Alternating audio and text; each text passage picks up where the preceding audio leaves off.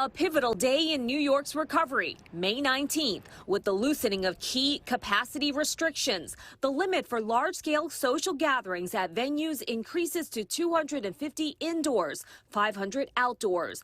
As for private indoor gatherings, capacity goes from 10 to 50 people. And for private outdoor gatherings, the limit is removed altogether. But perhaps the clearest sign we are barreling towards reopening, the lifting of the mask mandate for fully vaccinated people.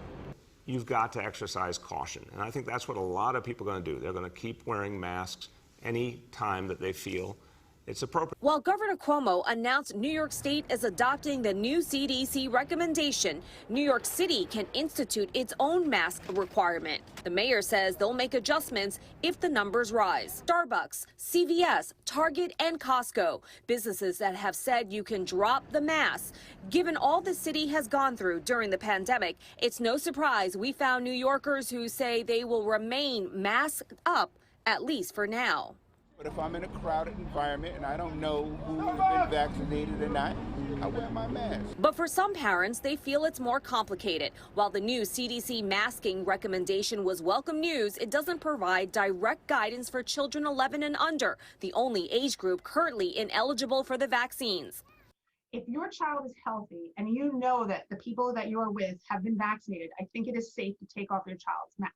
Dr. Diane Hess is medical director of Gramercy Pediatrics and a mom herself. She says it's okay for kids to drop the mask unless your child is immunocompromised. And if that's the case, it's best to leave the mask on indoors or outdoors. If you're not comfortable with having your child take off the mask, leave the mask on. What I'm saying is that if you feel confident as a parent that the child can take off the mask right now, I mean, whatever the law is in the state that you're living in, follow that law. But if you can take off the mask, especially outdoors, do it.